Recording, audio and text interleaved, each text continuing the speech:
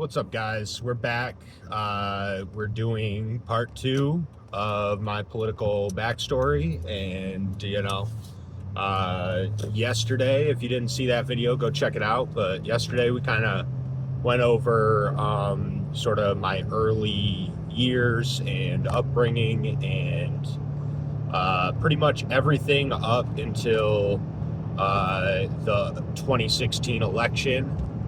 And like I said yesterday, I'm not going to really talk that much about the first Trump presidency because truthfully, I wasn't, I don't know, nothing really changed throughout that presidency. Like I said yesterday, at that point in time, I was kind of just disaffected after Bernie Sanders had been kind of robbed of the nomination for the from the DNC and Hillary. And so, as much as I didn't like Trump, I also didn't feel like I felt like Hillary Clinton would have just been equally worse, if not worse in other ways. And so it's not like I was sitting around being like, oh man, well, it's such a tragedy that Hillary Clinton lost, So those years were kind of like not that interesting, but 2020 is when it changed, and 2020 is when it changed for a lot of people, and I'm sure you can imagine why. COVID-19 happened. The country got locked down. And there was what, later came to be called this mass formation psychosis, which I think is a good descriptor, where, there were lots of slogans being thrown around: trust the science, we believe the science. There was a lot of emotional manipulation happening. You want to kill grandmas. There was a lot of just overall, it was just like so obvious how much fear-mongering and just complete lack of critical thinking or any of that. And like maybe the first couple weeks to a month, I, like a lot of other people, just kind of like, all right, even if I did want to do anything, even if I did want to continue life as normal, it's like I lived in Massachusetts. Nothing was open. Clients weren't asking me to go into their house and do remodeling work. So there was not a lot I could do.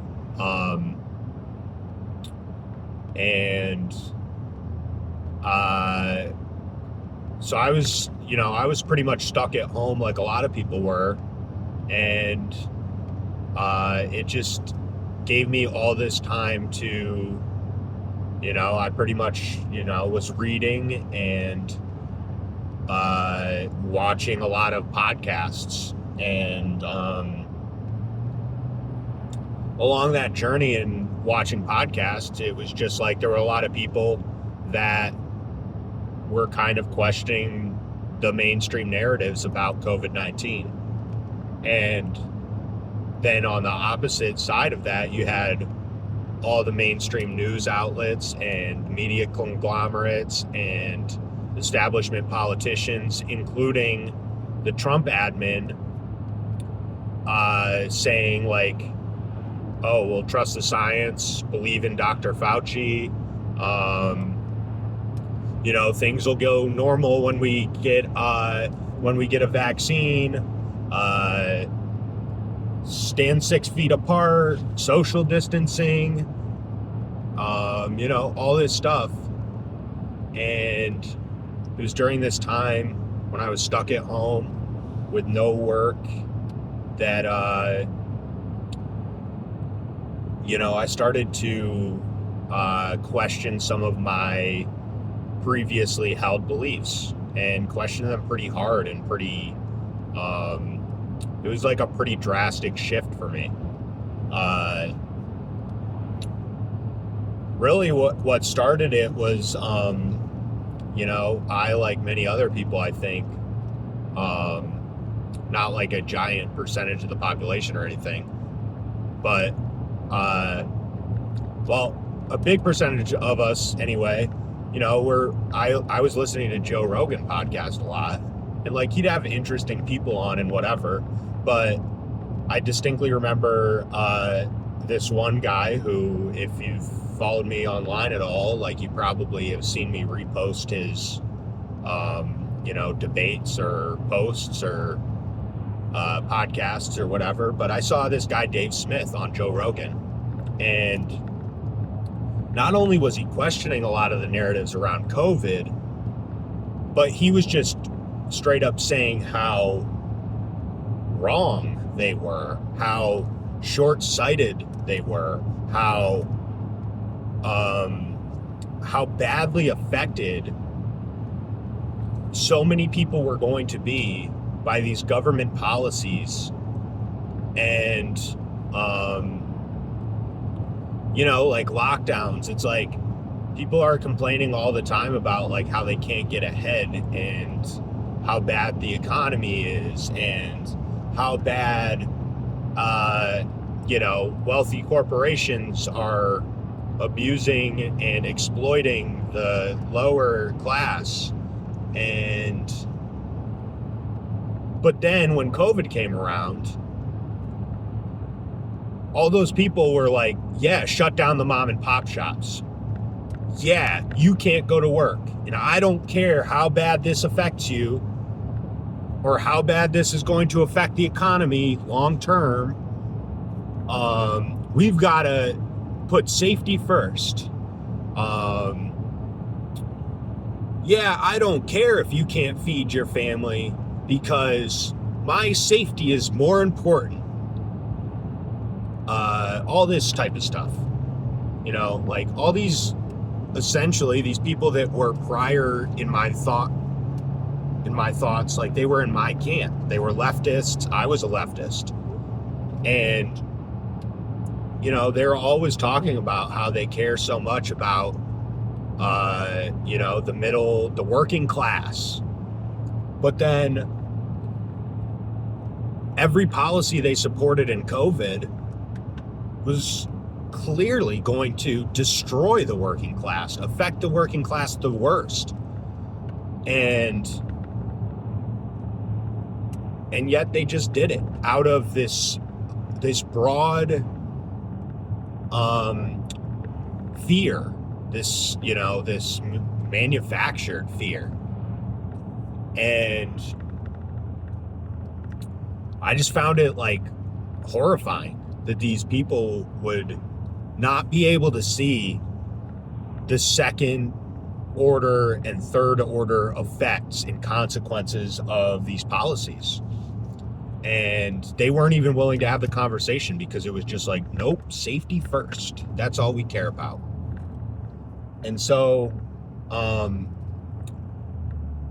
I started sort of diving into at first it was a lot of Dave Smith's podcast, but then following that, a lot of other people in his sphere of libertarian political commentators. And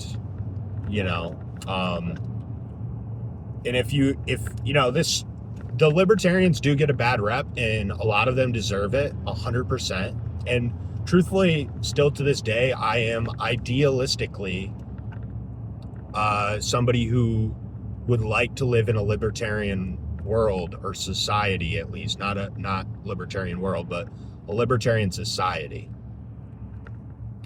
And over the course of 2020, at first I kind of I was like, these ideas are attractive, but I really don't understand how they can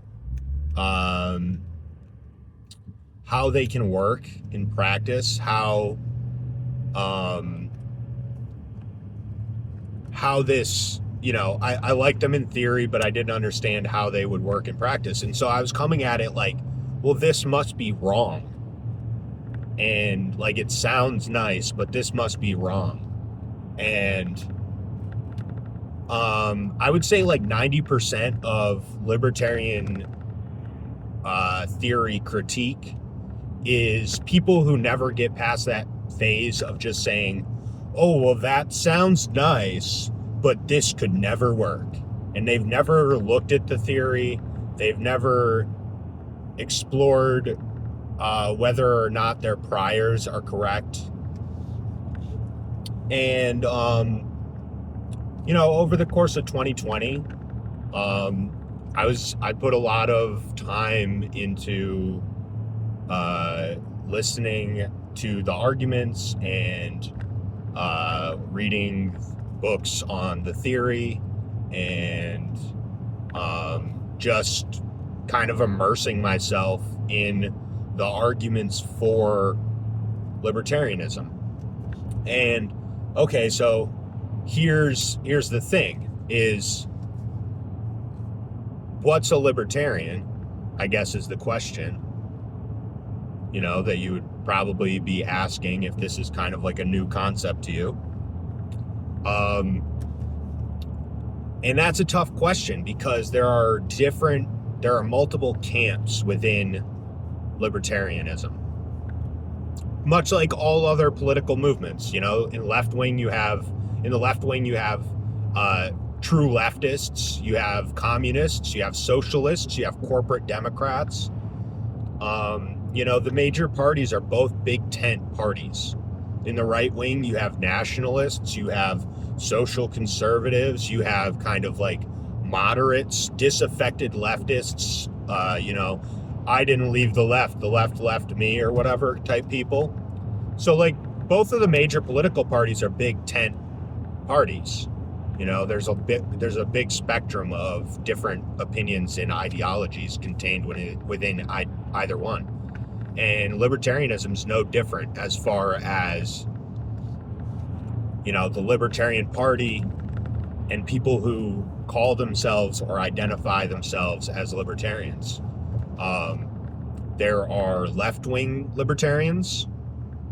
There are people who say that libertarianism is neither left or right wing. And then there are right-wing libertarians. And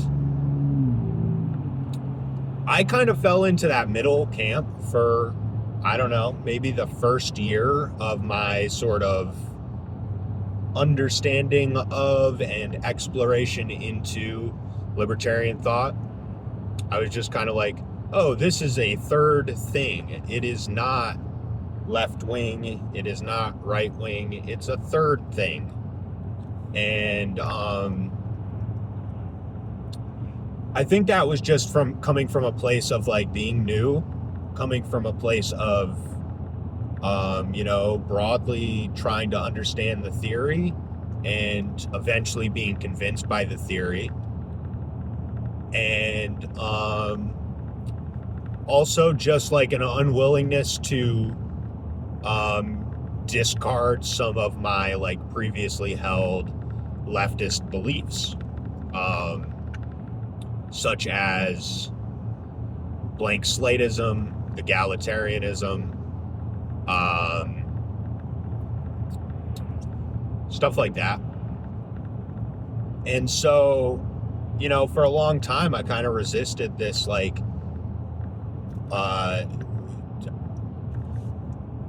this switch that was going to eventually occur. But for a long time, I just kind of identified myself, I would say, like, 2020 was what it was. It became, it's probably the most consequential year that, in politics of anyone my age's life, or socially, and for that matter, not just politically. Because not only did we have COVID and the lockdowns. But then we also had like the Black Lives Matter protests, riots, and later on, the election. And so during the year 2020, like at the beginning of Black Lives Matter, I was very much still like in the leftist frame of mind for that. And like, shamefully at this point, I participated in a lot of calling people racists and bigots and whatever else, just for being opposed to the protest riots, being opposed to, things that disrupt traffic, like protests that disrupt traffic, for people being against property damage. And like, I'm all like, I look back at those sort of opinions I had in disgust now, because I view the world through a very different lens now. But at the time, I totally participated in that. And but eventually sort of the contradictions became like too much.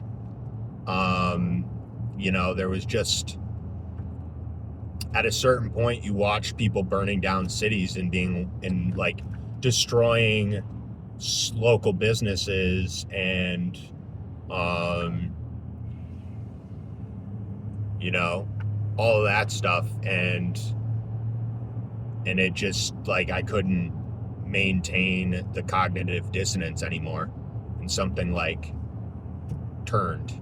I think it was kind of because I was listening to people who disagreed with me on the subject, and eventually I became convinced, like, this is not just like protesting. This is not like, it's a different thing entirely. And it was also just like blatant like property destruction and violation of other people's rights, with some like lofty ideological nothingness really backing it. So eventually I kind of like changed my mind on that whole situation. And then in the lead up to the 2020 election, I was still like sort of on the Bernie train.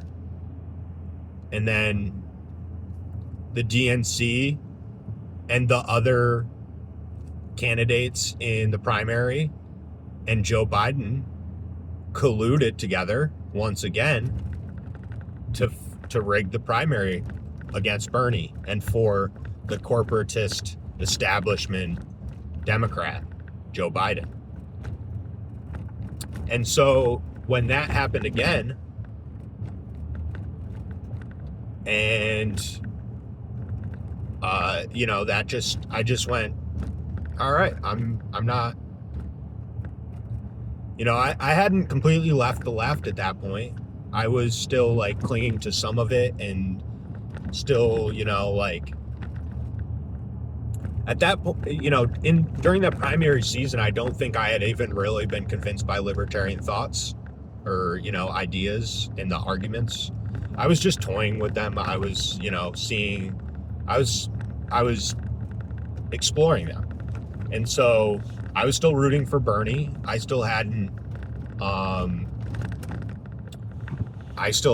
given up on leftism broadly. But, that happening again, the DNC and Democrat establishment rigging the primary against the clear grassroots favorite again, just kind of like, it made me just say, okay, I'm done with this. I'm out of here. This is not, this is all you say.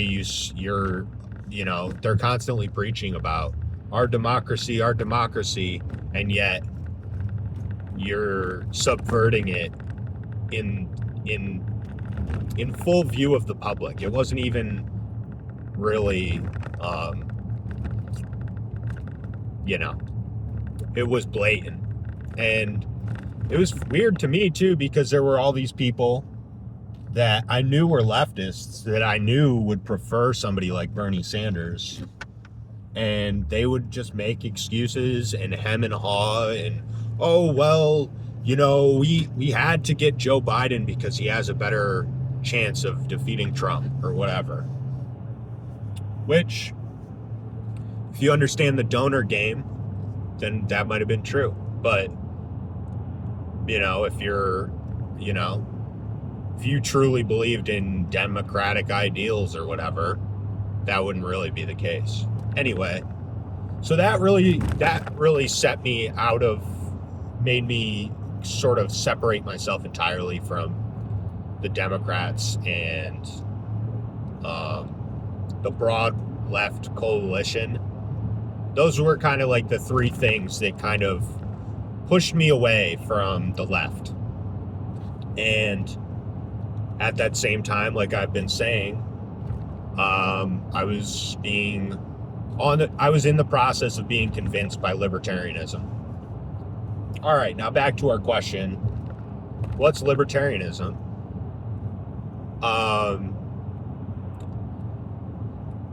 Here's my really, really basic fundamental rundown of what libertarianism as a ideological framework is.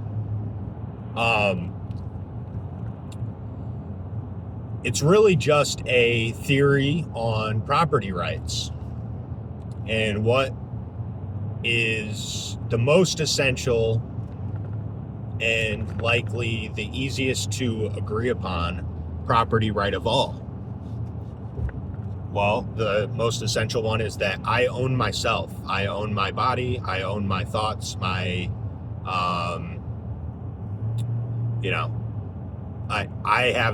have self-ownership, as in nobody else has a claim to my person, my body, what I do with it. And everything else flows out from that, really.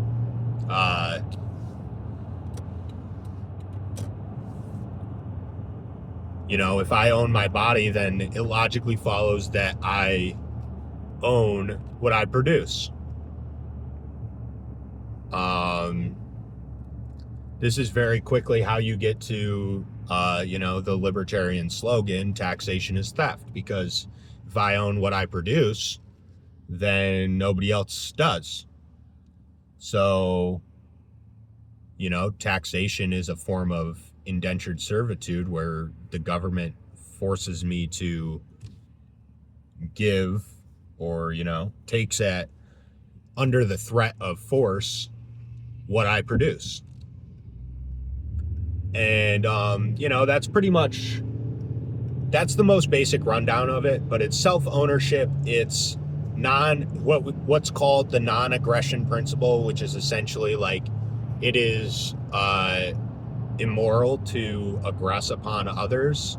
And that doesn't include like defensive force. Like it's not some people try to caricature it as a pacifist ideology, but in reality, it's just saying like you shouldn't use aggressive force, as in you should not violate the rights of other people. And so that's kind of the super basics of it. And so you could see how that could be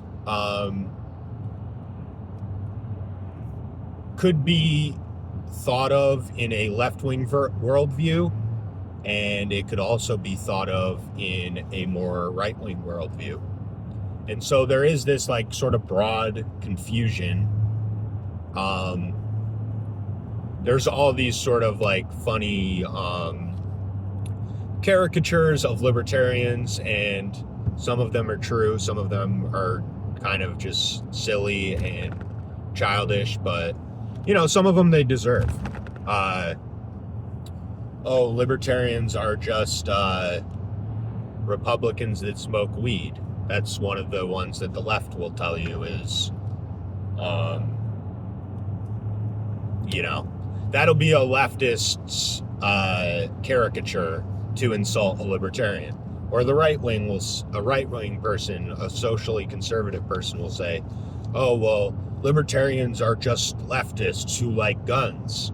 And it's like, so, there's all these like sort of funny caricatures that people that are either on the left or the right try to sort of paint libertarians with. And they both of those things do apply to some segment of libertarians, which is fine.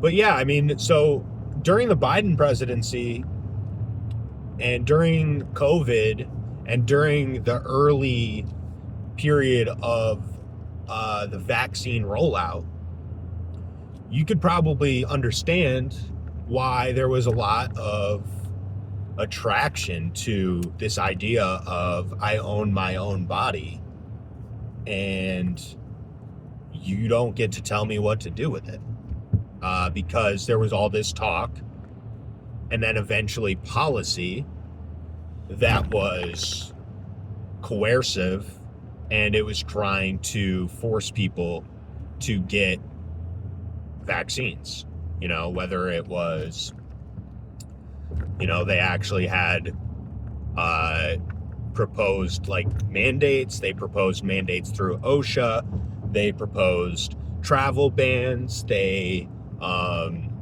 they were trying to figure out any way they could to get as many people vaccinated as possible. Oh, you get a free donut if you get vaccinated. So during this time, especially coming from the left, this was another thing that really bothered me.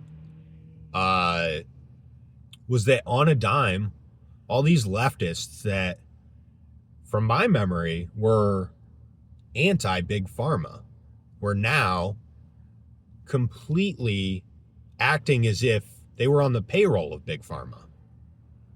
And so, that just really bothered me.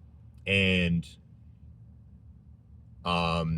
just like I said, it just became too much to deal with all the cognitive dissonance of all this stuff going on during that time period.